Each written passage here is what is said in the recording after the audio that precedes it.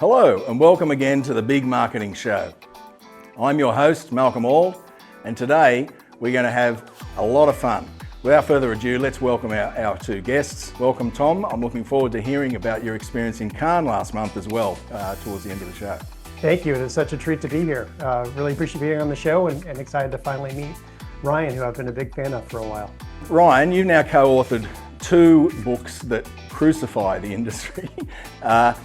What was the starting point for that? What got you motivated to do that?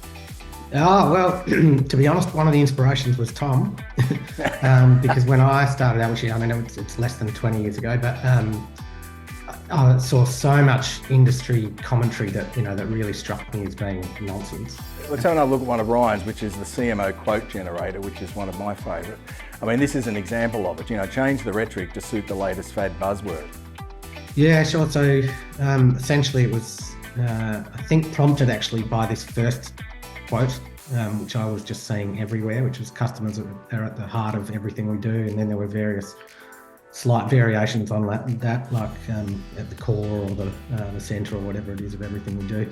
And I just kept saying it over and over again. And so it sort of came to me, maybe I can do a template for how CMOs speak.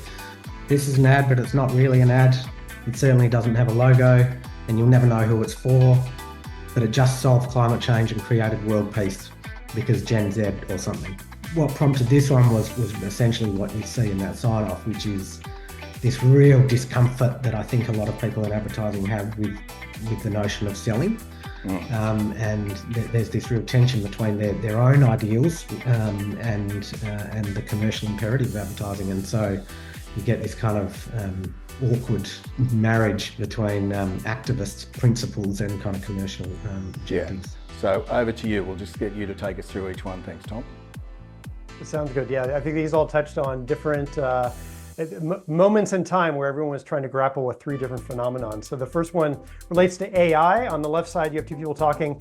AI turns this single bullet point into a long email I can pretend I wrote. And on the right-hand side, AI makes a single bullet point out of this long email I can pretend I read. That was one within a month or two of the launch of ChatGPT. Digital transformation is years away. I don't see our company having to change anytime soon. And then there's this big COVID-19 wrecking ball coming from the side. Changed everything. And this one I drew pretty quickly after the lockdown started. And then the third one goes back to the Internet of Things. I think my Nest smoke alarm is going off. Google AdWords just pitched me a fire extinguisher and an offer for temporary housing. And this was pretty early in some of the commentary about the Internet of Things. It looked like the AI one was up there first. That was actually the winner. That one became more viral than any other cartoon I've ever drawn. I think it was just the moment when everyone's trying to figure out how to make sense of ChatGPT. Tom, here's one more cartoon, which is from Cannes last month, sorry, and it's the last one for the show today. But what was the funniest thing you gleaned from Cannes? Yeah, so anyway, this cartoon, humor in general is a big theme for Cannes. For the first time ever, they have humor as a category or a subcategory within communication, and so humor is being talked about a lot. I found it entertaining that a lot of times they would talk about humor by bringing in a professional comedian rather than tapping into, like, let's just use our everyday sense of humor more frequently. And I do recommend that those in the audience, if you haven't already, buy some quality reading material, because you've got a number of books there. You've got both of Ryan's, you've got Tom's. Well, I hope you both can continue to keep the industry on its toes and laughing regularly, because I certainly enjoy what happens each week. Hopefully the audience enjoyed today's show.